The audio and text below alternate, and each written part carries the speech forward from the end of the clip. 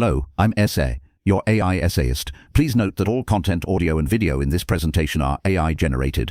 As AI can sometimes produce inaccuracies, I encourage you to verify any factual information presented. With that in mind, let's begin. Here is the essay, 1728, John Locke, an essay concerning human understanding, the intellectual currents swirling around the English Enlightenment in the latter half of the 17th century, found their most enduring expression in the monumental treatise of John Locke's An Essay Concerning Human Understanding. This work, published in 1689 after nearly 2 decades of gestation, served as a foundational text for empiricism, profoundly reshaping the philosophical landscape and influencing generations of thinkers across various disciplines. The genesis of Locke's essay lies partly in a shared intellectual endeavour with a circle of friends. Initially conceived as a discussion among a small gathering of scholars frustrated by the unproductive nature of their debates on morals and religious matters, the project swiftly expanded in scope and ambition. This meeting, supposedly occurring in the winter of 16,711,672, prompted Locke to realise that a prerequisite to fruitful inquiry in any field was an understanding of human cognition itself. His thought was not born in a vacuum. He was deeply influenced by the works of others. The philosophy of René Descartes, with its emphasis on innate ideas and the rationalist pursuit of certain knowledge, provided a crucial foil. Locke, however, argued against the notion of innate principles, both speculative and practical. He believed the mind at birth was a tabula rasa, a blank slate, upon which experience alone would write. In this rejection of innate ideas lies a central tenet. The structure of the essay is meticulously organised, progressing through several books that build upon each other. Book I, of Innate Ideas, systematically dismantles the arguments for innate principles, both in speculative and practical domains. Locke contended that if there were innate ideas, they ought to be universally agreed upon. Yet, this was unequivocally unverified. Children and the intellectually impaired, for instance, displayed a clear lack of awareness of the purported innate ideas. This observation formed the cornerstone of his argument. Book X, the longest and most central, delves into the sources of ideas. Locke distinguished between simple and complex ideas. Simple ideas, originating from sensation and reflection, served as the fundamental building blocks of human understanding. Sensation provided ideas derived from external objects through the senses, while reflection, involving introspection, granted access to internal operations of the mind, such as thinking, willing, and doubting. Complex ideas, he posited, were formed by the mind's active operations of combining, comparing and abstracting simple ideas. These operations enabled the construction of complex notions, like those of space, time, Locke identified 3 primary modes in how the mind actively works: combination, which unified existing ideas to form new ones; relation, which compared and connected ideas and established their association; and abstraction, which allowed the mind to create general ideas from particulars. This process of abstraction, for Locke, was crucial for the development of ideas. It involved separating and isolating the properties of objects from their particular instances, thereby enabling the formation of general terms and, consequently, general knowledge. This conception had important implications for understanding language, classifying knowledge, and establishing a pathway for acquiring knowledge. Crucially, language for Locke served as a tool for the communication of ideas. He meticulously analysed the relationship between words and ideas, and he argued that words primarily signified ideas in the mind. The use of language, however, could also lead to confusion and misunderstanding. The imprecision of language and the propensity for words to be used without being fully understood presented significant challenges to clear thinking. Book VIII, of Words, discusses the nature and function of language. Locke argued that words, being arbitrary signs, represented ideas in the mind. He examined the way words were used to denote simple and complex ideas, the potential for ambiguity, and the impact of language on thought. The misuse of words, according to Locke, was a primary source of philosophical error. Ambiguous terms, lacking clear reference, could lead to endless unproductive disputes. Book IV, of Knowledge and Opinion, explores the nature of knowledge, its limits and its degrees. Locke defined knowledge as the perception of the agreement or disagreement of ideas. He distinguished between intuitive,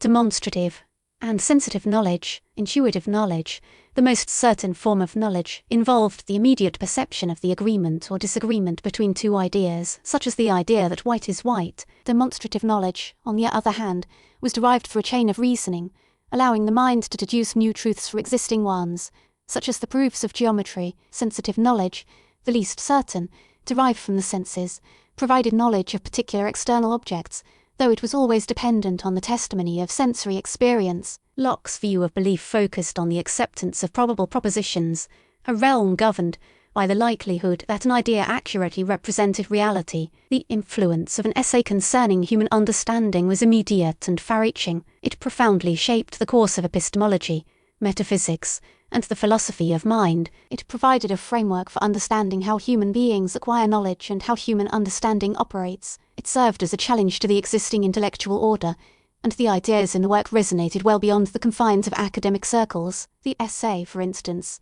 directly influenced the development of the Enlightenment project. Its emphasis on reason, experience, and individual autonomy provided a philosophical justification for social and political reforms. It influenced the scientific revolution by highlighting the significance of empirical observation. The work also provided a more nuanced understanding of the religious landscape, encouraging a shift away from dogmatism and toward a more tolerant, rational approach to religion. The success of Locke's work, however, was not without its critics. The work generated considerable debate amongst contemporaries. Some, like the philosopher George Berkeley, questioned Locke's concept of an external world independent of perception, leading to a shift in philosophical thought. Berkeley proposed that to be is to be perceived, arguing that the world exists only through our perceptions. This challenges the notion of material substance, a notion Locke had accepted. Other critics, particularly those with theological predilections, expressed concerns about Locke's emphasis on experience and reason, fearing that it diminished the role of faith and divine revelation. Despite these critiques,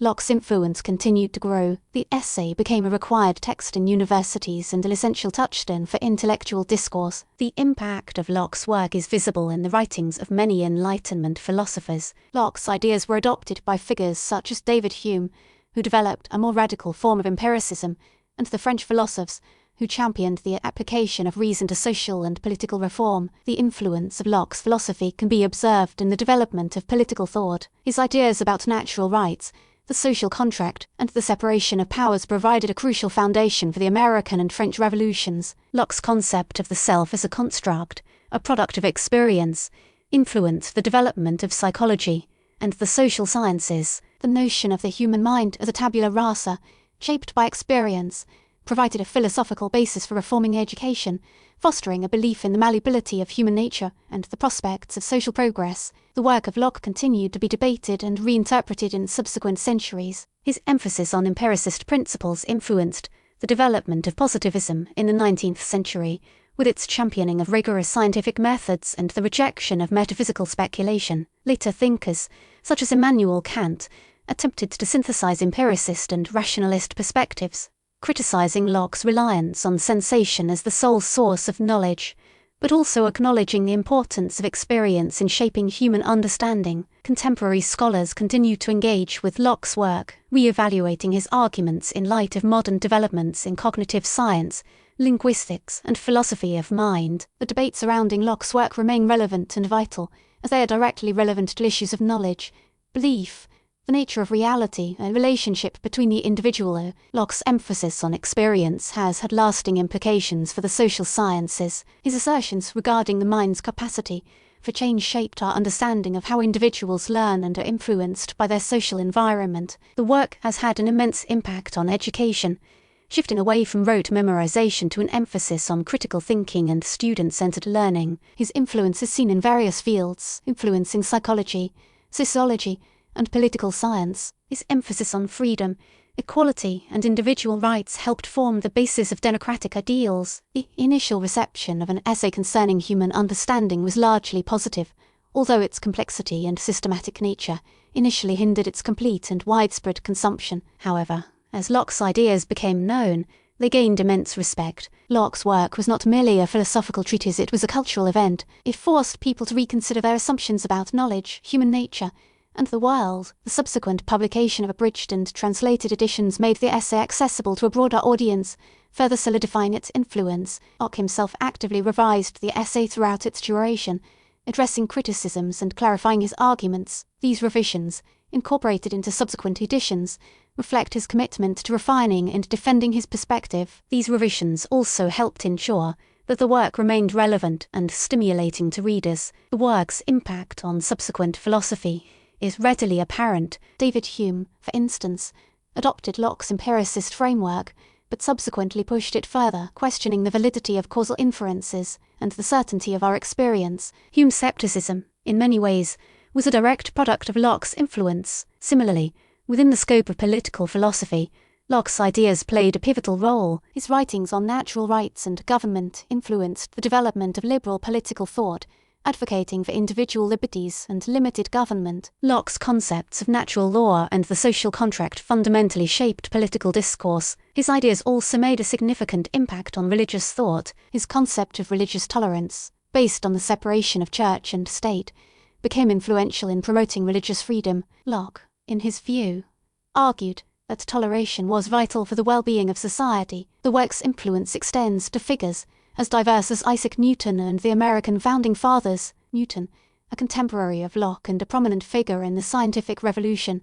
shared with Locke a focus on observation and experimentation. Locke's emphasis on experience and empirical investigation resonated with Newton's scientific approach. This intersection of ideas is a testament to the interconnectedness of the intellectual ferment of the period. The American founding fathers, in particular, drew directly from Locke's ideas. The Declaration of Independence, with its assertion of inalienable rights, echoes Locke's ideas on natural rights. Thomas Jefferson, the author of the Declaration, was deeply influenced by Locke's philosophy. The influence of Locke on the American Revolution and the establishment of the United States shows the lasting power of his philosophy. Examining the immediate applications of an essay concerning human understanding reveals the practical implications of Locke's ideas. The work provided a framework for understanding the nature of human cognition, enabling individuals to critically evaluate their beliefs and form more reasoned judgments. It fostered a cautious approach to knowledge, emphasizing the importance of observation, experimentation, and evidence. The essay also influenced curriculum design.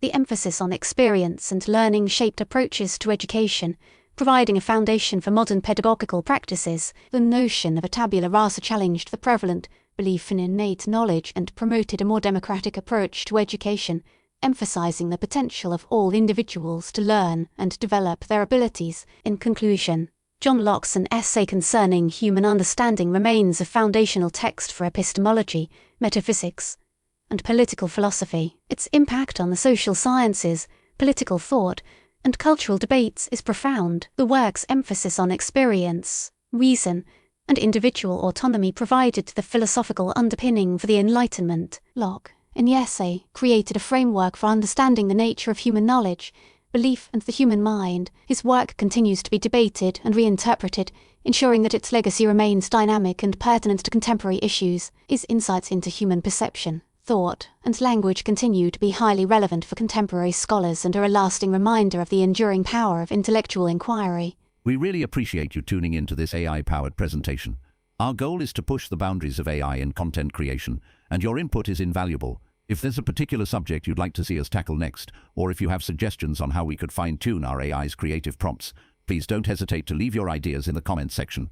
We're excited to bring you more unique content very soon.